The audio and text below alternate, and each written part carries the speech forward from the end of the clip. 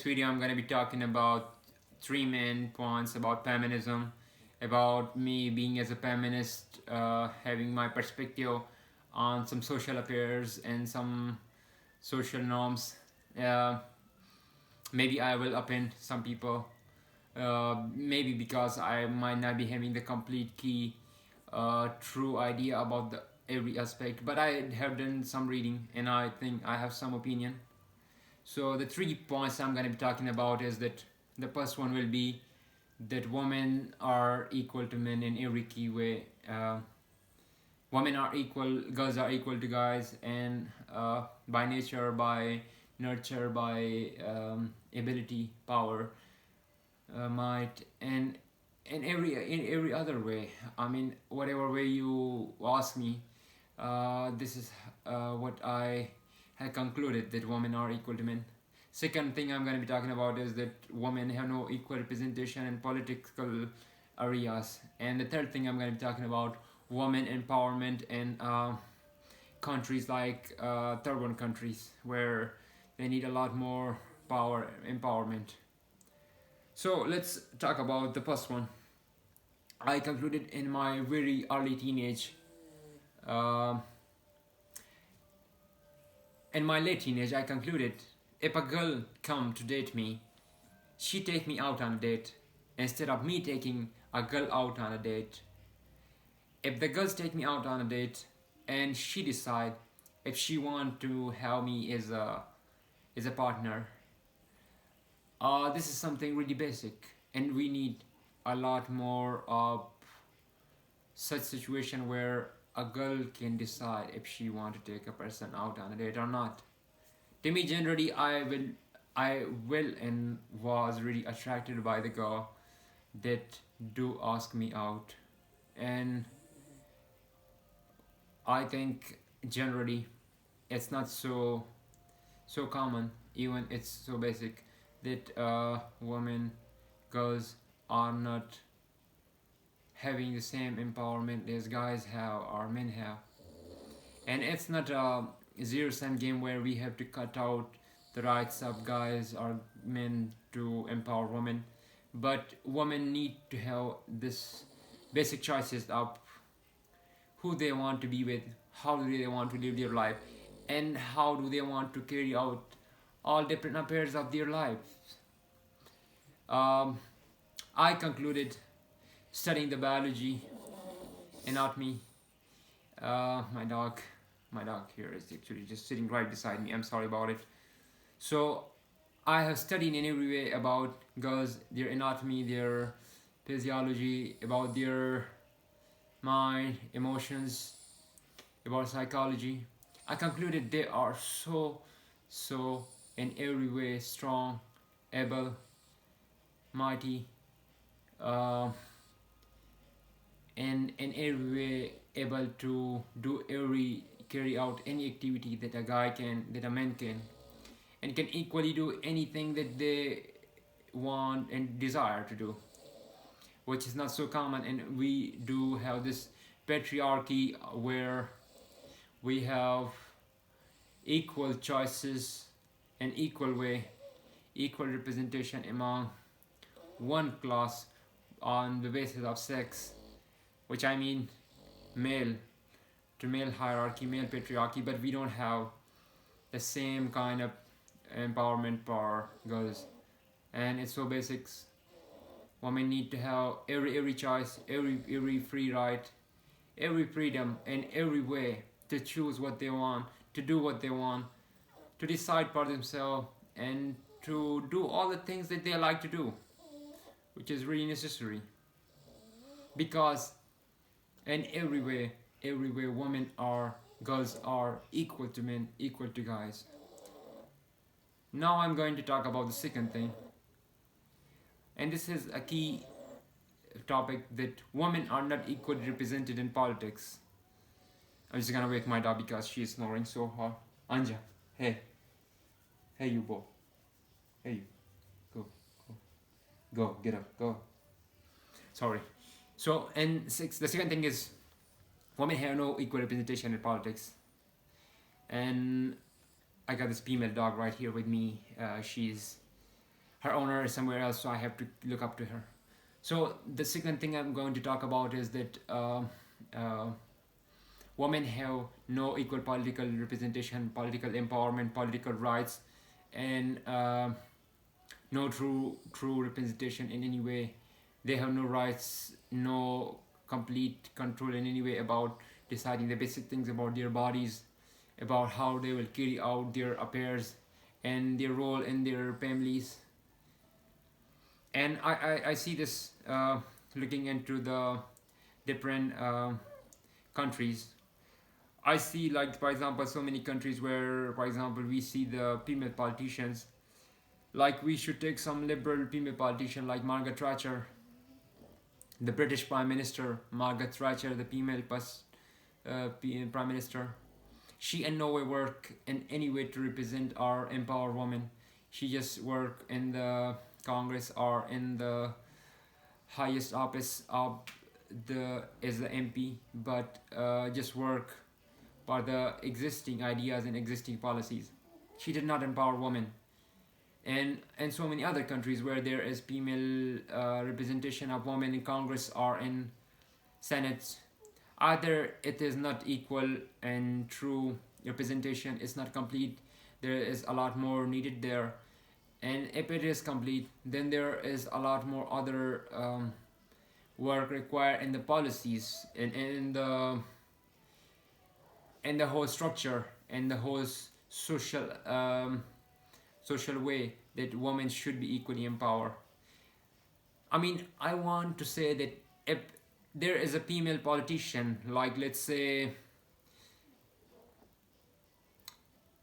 the first lady Hillary Clinton, liberal politician, she did not do much too much for women's empowerment either. Or there's so many other women in political situation in Congress or in Senate or in different political key areas where they can do a lot more to empower women to apply policies to do work in key areas where they can really let women have their true rights, but it's not done in any way, and they are so unequally represented in so many key areas of work, of employment, of key roles in having enough empower financial situation and the financial policies where it truly really empower them to have free rights, to have the choices, to have the freedom, to be able to have the pay gap when they are in a situation to take a leave, a maternal leave, or certain leave that they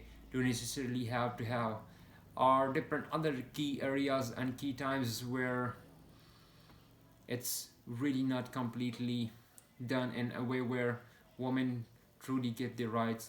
And then something which is uh, really basic is as a pro-choice person, I see that women still do not have the choices over their bodies.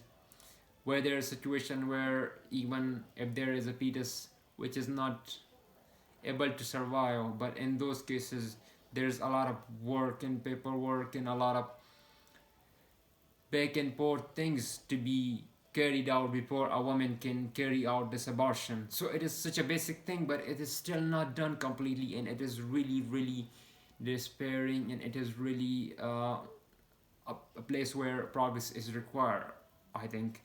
And I say if it's not despairing, it is something which truly need work there. And it's the basic rights of women to have rights to their body, to have the choice to decide, and policies, how the financial policies be carried out so that they are most empowered and they can be truly working for the welfare of the society and have the key roles in the families and the employment and the different areas where they are not truly even being represented right now. And uh, then to decide for themselves that, okay, they're they have the choice to decide that if they want to carry out what kind of family structure they want to carry out, what one key role they have to have in their families are, what kind of choices do they have to have. So there is not any political freedom or not the equal representation. The third thing I'm going to be talking about right now is uh, the third world countries, the poor countries, South Asian countries, where I have personally experienced that women do not get empowered in any way about their basic rights. And it's such a sad and such a, if not sad, it's it is in a way truly incorrect thing going on, and that is that uh, they don't get any right in most of those developing countries because the patriarchy of male dominant family, where a male decide how, when a woman should uh, carry any affair in her life. And even, for example, if I look into countries like some Muslim countries where like they don't have even the complete voting representation, employment in any way, there's no equal employment in any of these countries for women, and they have no equal representation in any area in any way actually. Like for example in Saudi Arabia, they have just removed the ban from women driving. So it's really hopeless.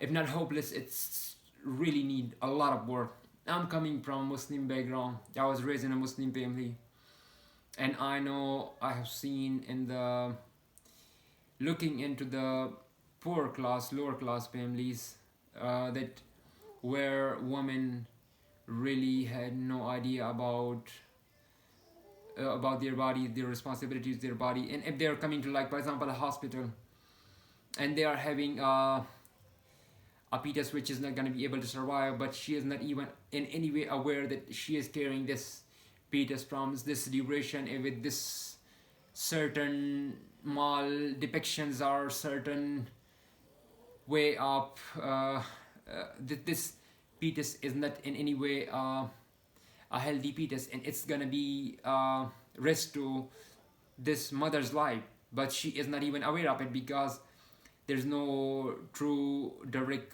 access of education, no direct access of medical uh, resources, and a lot of economic structure is designed in a way where they are so less empowered and so um, dominated by this patriarchy situation, where if they are not dominated, they have no true idea in education about their bodies and responsibilities to their bodies and to their health. And it's making the majority of women in these poor countries. And I've seen women so ill represented, so much in a wrong situation, where they are completely having a role where they not even know their responsibility to themselves or something that they're going to be taking out in their family, because the key structure of the family is dominated by a male uh, husband who decide for the whole family how things or affairs are going to be carried out, and he is the key economic role in the family, and the housewife is so in any way less represented and so disempowered that she don't even know that if she is gonna have a pregnancy, if she is gonna have a child or four childs, or what kind of structure of family is gonna be in, how they are gonna to carry out the different affairs, and it's in any way it's making them be treated not as equal human, but as a third low category of humans, the way you can feel it, how the hierarchy and patriarchy of these poor class in these developing countries, in these poor countries where I have lived and I have seen it and I have experienced it. This is how it is really going on, and it need a lot of work from all of us, that we work on this area, that where we can truly empower these women and we can truly economically design the social policies, that how it can truly and key way improve the lives of these women. I don't know the politics behind it. I know if there is true good political and other proper policies, and if we put the real progress, I think it's truly possible to raise and make these women a lot more aware. And yes, in conclusion, I'm gonna be saying that women really need all freedoms, all free choices, all true representation in every way.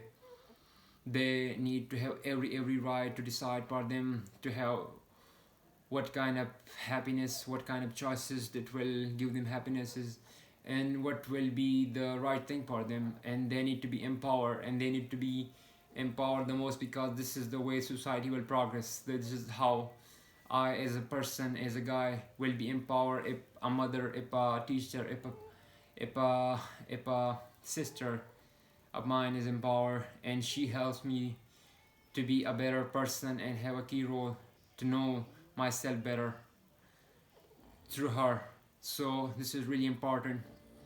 And that we carry out the equal representation of women, and that third, that we work on these economically uh, less empowered areas, the countries which is economically really in a developing situation, that we empower them enough so that those women of large majority of poor countries do get their rights. Thank you. Peace, love, and let's work on this, and let's make it happen, because we truly need to take this responsibility of us and truly do it.